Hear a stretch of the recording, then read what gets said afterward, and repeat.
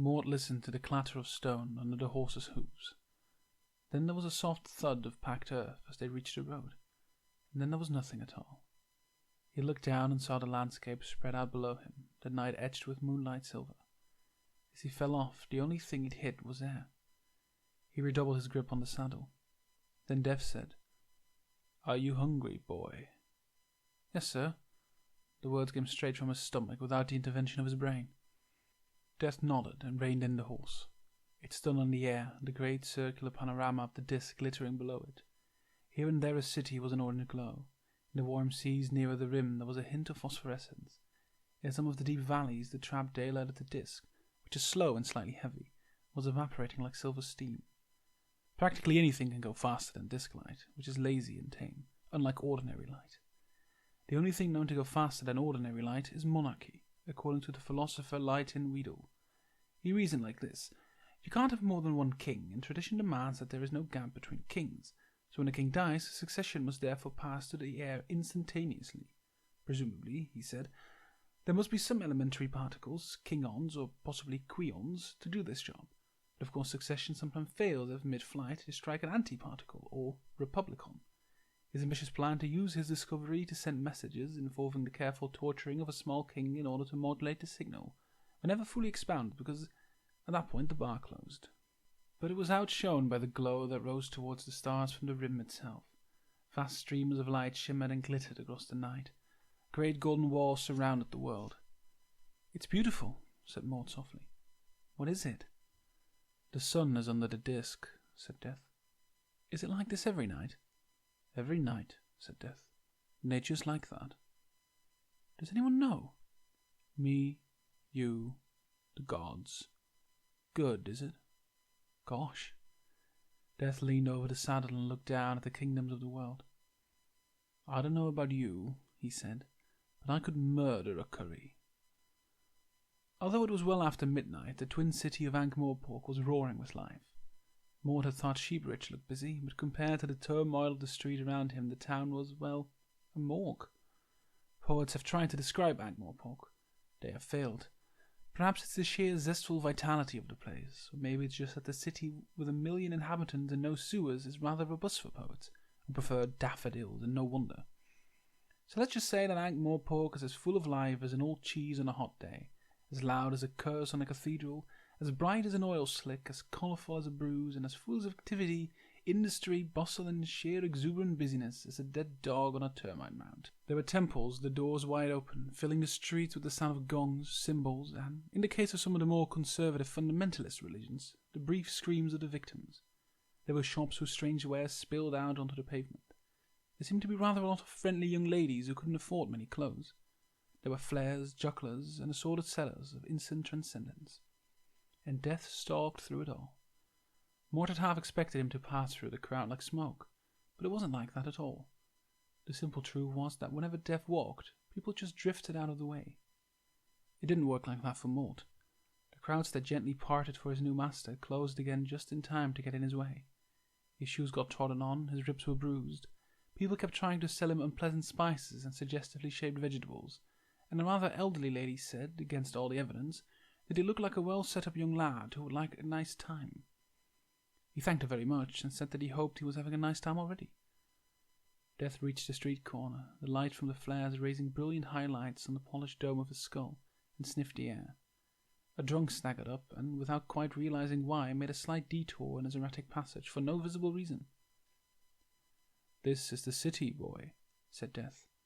"What do you think?" "It's very big," said Mort uncertainly. "I mean, why does everyone want to live all squeezed together like this?" Death shrugged.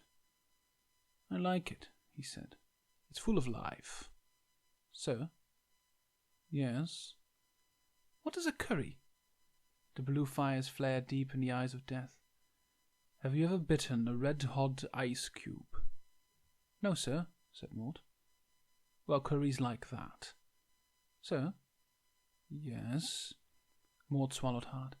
"Excuse me, sir, but my dad said if I don't understand I was to ask questions, sir." "Very commendable," said Death. He set off down a side street, the crowds parting in front of him like random molecules. "Well, sir, I can't help noticing. The point is, Well, the plain fact of it is, sir. Out with it, boy. How can you eat things, sir? Death pulled up short so that Mort walked into him. When the boy started to speak, he waved him into silence. He appeared to be listening to someone. There are times, you know, he said half to himself, when I get really upset. He turned on one heel and set off down an alleyway at high speed, his cloak flying out behind him. The alley wound between dark walls and sleeping buildings, not so much a thoroughfare as a meandering gap. Death stopped by a decrepit water butt and plunged his arm in at full length, bringing out a small sack with a brick tied to it. He drew his sword, a line of flickering blue fire in the darkness, and sliced through the string. I got very angry indeed, he said. He appended the sack, and Mort watched the pathetic scraps of sodden fur slide out, to lie in the spreading puddle on the cobbles. Death reached out with his white fingers and stroked him gently. After all, something like grey smoke curled up from the kittens and formed 3 small cat-shaped clouds in the air. They billowed occasionally, unsure of their shape, and blinked at Mort with puzzled grey eyes. When he tried to touch one, his hand went straight through it and tingled. You don't see people at the best in this job, said Death. He blew on a kitten, sending it gently tumbling. Its meow of complaint sounded as though it had come from a long way away via a tin tube. They are souls, aren't they? Said Mort. What do people look like? People-shaped, said Death. It's basically all down to the characteristic morphogenetic field. He sighed like the wish of a shroud, picked the kittens out of the air, and carefully stowed them away somewhere in the dark recesses of his robe. He stood up. Curry time, he said. It was crowded in the curry gardens on the corner of Gold Street and Blood Alley, but only with the cream of society, at least with those people who are found floating on the top, and who therefore it's wisest to call the cream. Fragrant bushes planted among the tables nearly concealed the basic smell of the city itself, which has been likened to the nasal equivalent of a foghorn. Mort ate ravenously, but curbed his curiosity and didn't watch to see how Death could possibly eat anything. The food was there to start with and wasn't there later, so presumably something must have happened in between. Mort got a feeling that Death really wasn't used to all this, but was doing it to put him at ease, like an elderly bachelor uncle who had been landed with his nephew for a holiday and is terrified of getting it wrong. The other diners didn't take much notice, even when Death leaned back and lit a rather fine pipe. Someone with smoke curling out of their eye sockets takes some ignoring, but everybody managed. Is it magic? Said Mort. What do you think? Said Death. Am I really here, boy? Yes, said Mort slowly. I've watched people. They look at you, but they don't see you, I think. You do something to their minds. Death shook his head. They do it all themselves, he said. There's no magic. People can't see me. They simply won't allow themselves to do it. Until it's time, of course. Wizards can see me, and cats. But your average human, no, never. He blew a smoke ring at the sky and added, Strange but true. Mort watched the smoke ring wobble into the sky and drift away towards the river. I can see you, he said. Well, that's different. The Clatchian waiter arrived with the bill and placed it in front of Death. The man was squat and brown, with a hairstyle like a coconut gone over, and his round face creased into a puzzled frown when Death nodded politely to him. He shook his head like someone trying to dislodge soap from his ears, and walked away. Death reached into the depths of his robe, brought out a large leather bag full of assorted copper coinage, most of it blue and green with age. He inspected the bill carefully, then he counted out 12 coins. Come, he said, standing up. We must go. Mort trotted along behind him as he stalked out of the garden and into the street, which was still fairly busy even though there was the first suggestion of dawn on the horizon. What are we going to do now? Buy you some clothes. These were new yesterday, I mean. Really? Father said the shop was famous for its budget clothing, said Mort, running to keep up. It certainly adds a new terror to poverty. They turned into a wider street leading into a more affluent part of the city. The torches were closer together and the middens further apart. There were no stalls and alley corner traders here, but proper buildings with signs hanging outside. They weren't mere shops, they were emporia. They had purveyors in them, and chairs, and spittoons. Most of them were open even at this time of night, because the average Ankian trader can't sleep for thinking of the money he's not making. Doesn't anyone ever go to bed around here? Said Mort. This is a city, said Death, and pushed open the door of a clothing store. When they came out 20 minutes later, Mort was wearing a neatly fitting black robe with faint silver embroidery, and the shopkeeper was looking at a handful of antique copper coins and wondering precisely how he came to have them. How do you get all those coins? Asked Mort. In pairs. An all-night barber sheared Mort's hair into the latest fashion among the city's young bloods, while Death relaxed in the next chair, humming to himself. Much to his surprise, he felt in a good humour. In fact, after a while, he pushed his hood back and glanced up at the barber's apprentice, who tied a towel around his neck in that unseeing, hypnotized way that Mort was come to recognize, and said, A splash of toilet water and a polish, my good man. An elderly wizard having a beard trim on the other side stiffened when he heard those sombre, leaden tones, and swung around. He blanched and muttered a few protective incantations after Death turned, very slowly for maximum effect, and treated him to a grin. A few minutes later, feeling rather self-conscious and chilly around the ears, Mort was heading back towards the stables where Death had lodged his horse. He tried an experimental swagger. He felt his new suit and haircut rather demanded it. It didn't quite work. Mort awoke. He lay looking at the ceiling while his memory did a fast rewind and the events of the previous day crystallized in his mind like little ice cubes. He couldn't have met Death. He couldn't have eaten a meal with a skeleton with glowing blue eyes. It had to be weird dreams.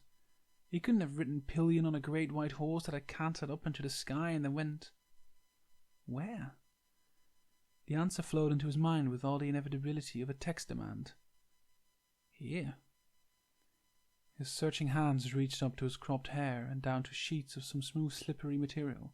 It was much finer than the wool he was used to at home, which was coarse and always smelled of sheep.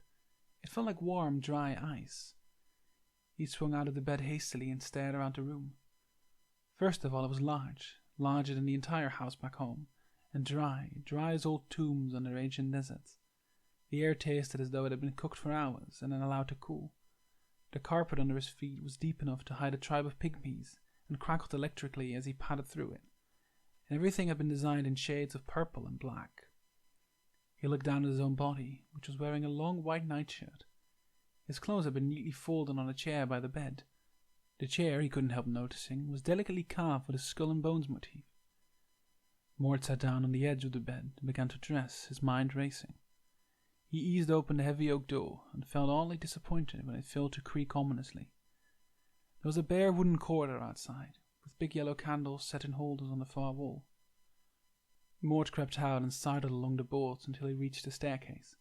He negotiated that successfully without anything ghastly happening, arriving in what looked like an entrance hall full of doors.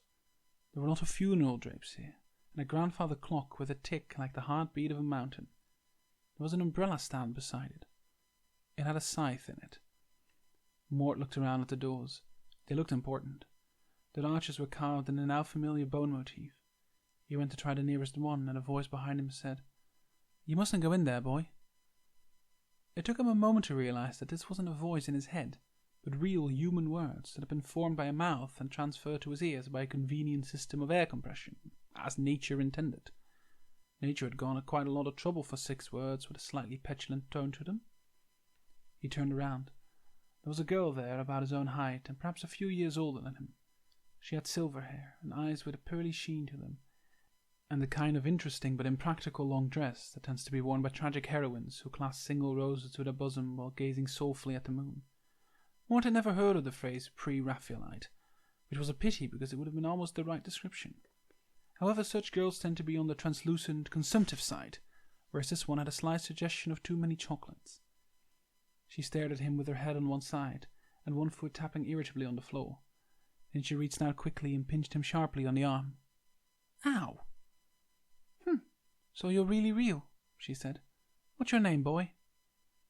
"Mortimer. They call me Mort," he said, rubbing his elbow. "What'd you do that for?" "I shall call you boy," she said. "And I don't really have to explain myself, you understand. But if you must know, I thought you were dead. You look dead." Mort said nothing. "Lost your tongue?" Mort was in fact counting to 10. "I'm not dead," he said eventually. "At least I don't think so. It's a little hard to tell." Who are you? You may call me Miss Ysabell, she said heartily. Father told me you must have something to eat. Follow me. She swept away towards one of the other doors. Mort trilled behind her at just the right distance to have it swing back and hit his other elbow. There was a kitchen on the other side of the door, long, low, and warm, with copper pans hanging from the ceiling and a vast black iron stove occupying the whole of one long wall. An old man was standing in front of it, frying eggs and bacon and whistling between his teeth. The smell attracted Mort's taste bud from across the room, hinting that if they got together they could really enjoy themselves. He found himself moving forward, without even consulting his legs. "Albert," snapped Ysabell, "another one for breakfast." The man turned his head slowly and nodded at her without saying a word. She turned back to Mort. "I must say," she said, "that with the whole disc to choose from, I should think Father would have done rather better than you. I suppose you'll have to do." She swept out of the room, slamming the door behind her. "Have to do what?" said Mort, to no one in particular. The room was silent, except for the sizzle of the frying pan and the crumbling of coals in the molten heart of the stove. Mort saw that it had the words, "The Little Moloch," patented, embossed on its oven door. The cook didn't seem to notice him, so Mort pulled up a chair and sat down at the white scrubbed table. "Mushrooms," said the old man, without looking around. What?" "I said, do you want mushrooms?" "Oh, sorry, no thank you," said Mort. "Right you are, young sir." He turned around and set out for the table. Even after he got used to it, Mort always held his breath when he watched Albert walking. Dev's manservant was one of those stick-thin, raw-nosed old men who always look as though they are wearing gloves with the finger cut out, even when they're not, and his walking involved a complicated sequence of movements. Albert leaned forward, and his left arm started to swing, slowly at first, but soon evolving into a wild jerking movement that finally and suddenly, about the time when a watcher would have expected the arm to fly off at the elbow, transferred itself down the length of the body to his legs and propelled him forward, just like a high-speed stilt walker. The frying pan followed a series of intricate curves in the air and was brought to a halt just over Mort's plate. Albert did indeed have exactly the right type of half-moon spectacles to peer over the top of. "There could be some porridge to follow," he said, and winked, apparently to include Mort in the world porridge conspiracy. "Excuse me," said Mort, "but where am I exactly?" "Don't you know? This is the house of death, lad. He brought you here last night." "I sort of remember, only... "Well, the bacon and eggs," said Mort vaguely. "It doesn't seem, well, appropriate." "Got some black pudding somewhere," said Albert. "No, I mean..." Mort hesitated. "It's just that I can't see him sitting down to a couple of rashers and a fried slice." Albert grinned. "Oh, he doesn't, lad. Not as a regular thing, no. Very easy to cater for, the master. I just cook for me and..." He paused. "The young lady, of course." Mort nodded. "Your daughter," he said. "Mine," said Albert. "You're wrong there. She's his." Mort stared at the fried eggs. They stared back from their lake of fat. Albert had heard of nutritional values, and didn't hold with them. "Are we talking about the same person?" he said at last. "Tall, wears black, is a bit skinny." "Adopted," said Albert kindly. "It's rather a long story." A bell jangled by his head. "Which will have to wait. He wants to see you in his study. I should run along if I were you. He doesn't like to be kept waiting. Understandable, really. Up the steps and first on the left. You can't miss it." "It's got skull and bones around the door," said Mort, pushing back his chair. "They all have, most of them," sighed Albert. "It's only his fancy. He doesn't mean anything by it." Leaving his breakfast to congeal, Mort hurried up the steps, along the corridor, and paused in front of the first door. He raised his hand to knock. "Enter." The handle turned of its own accord. The door swung inward. Death was seated behind a desk, peering intently into a vast leather book, almost bigger than the desk itself.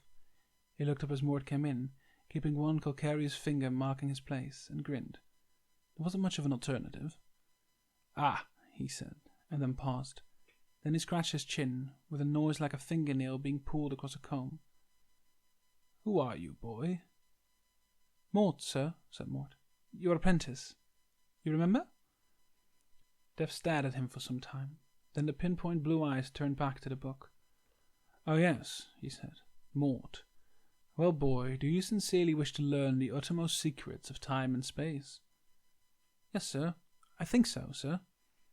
Good. The stables are around the back. The shovel hangs just inside the door. He looked down. He looked up. Mort hadn't moved. Is it by any chance possible that you fail to understand me? Not fully, sir, said Mort. Dung, boy. Dung. Albert has a compost heap in the garden. I imagine there's a wheelbarrow somewhere on the premises. Get on with it. Mort nodded mournfully. Yes, sir.